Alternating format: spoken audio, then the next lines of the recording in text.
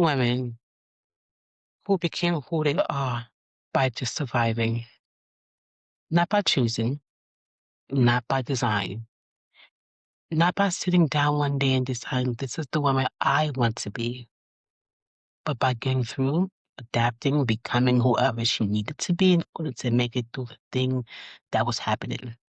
And who is she now standing on the other side of that thing wondering, who am I? I am not just trying to survive.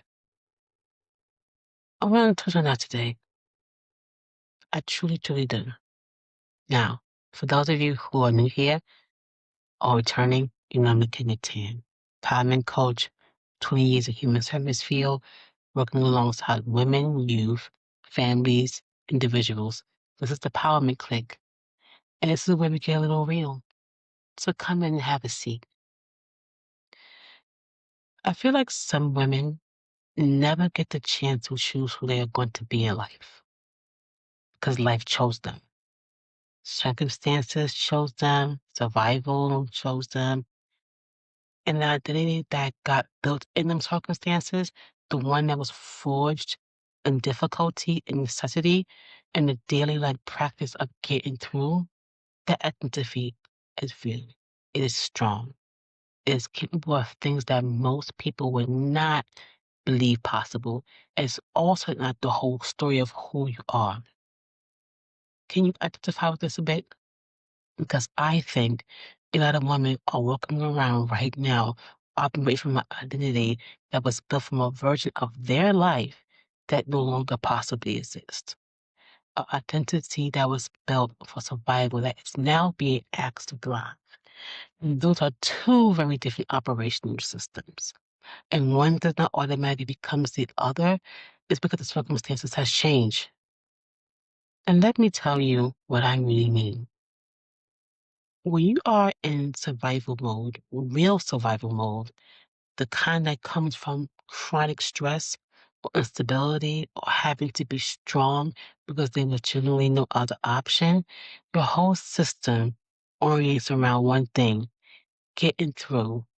It's not in thriving and it's not enjoying this. It's not even exploring who you are. It's getting through today so there is a tomorrow to get through. And everything about you calibrates to that.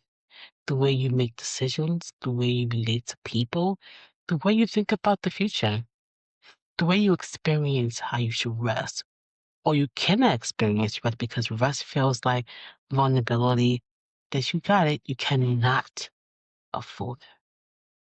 The way you relate to love and safety and anything that feels too good because good things has historically been temporary and you have been learned and taught not to trust them too much. All of this is survival identity, and it is incredibly sophisticated. It is your nervous system doing exactly what it's designed to do, keeping you safe, functional. Moving forward or moving forward was the only thing that was going to give you or get you through things. But here is what nobody discusses about the survival identity. It does not automatically turn off when the survival situation ends. I feel like a lot of women are living this right now.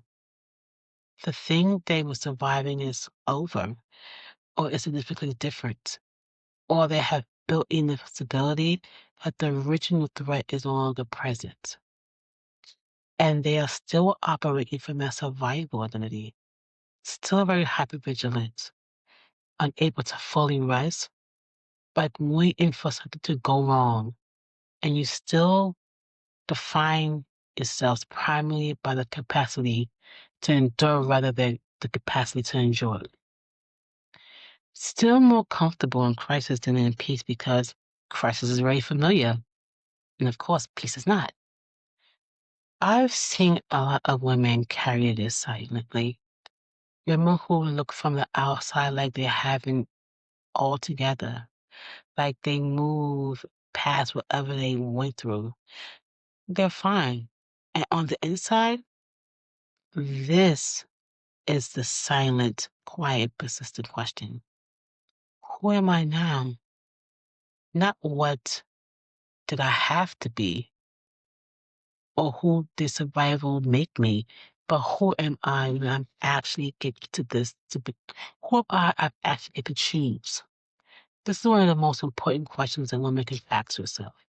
And it is also one of the scariest because I feel if survival builds your identity, it becomes strong and capable and so unbreakable at the core of who you understood yourself to be. As opposed to the idea of not being in survival can feel more like a threat to the sense of self. Like if you are not surviving something, like who are you? And I'm starting to realize that survival was never supposed to be a permanent identity.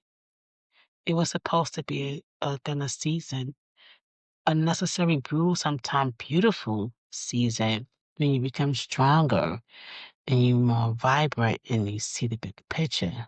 You knew it to be, but a season. And I don't think it should have been destination, but a season.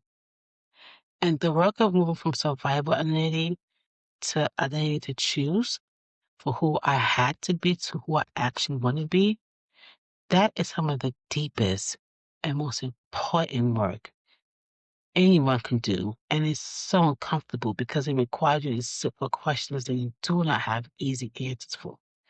Questions like, what do I enjoy actually doing? What do I actually want? What does rest really feel like when I actually let myself have it? What does safety feel like when I actually let myself trust it? Who am I outside my strength? These questions deserve space. They deserve time. It deserves more than a few minutes of reflection squeezed in between everything else you are managing because you survived. And that is what matters. That is real. And it is, feels so remarkable.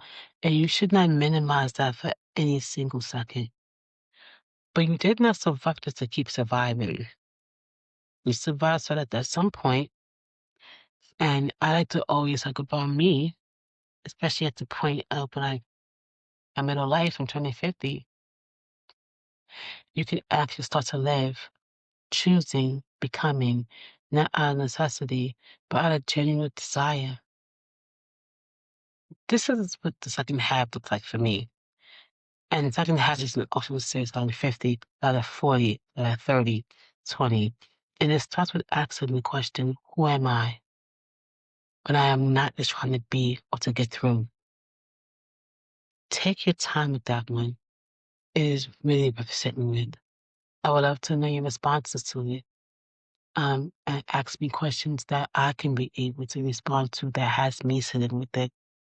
Because like you know, I always say, knowing yourself is not selfish. It's necessary. Check yourself so you can be yourself. This is the King is here. It's the Empowerment Clique. And this is a vibe check.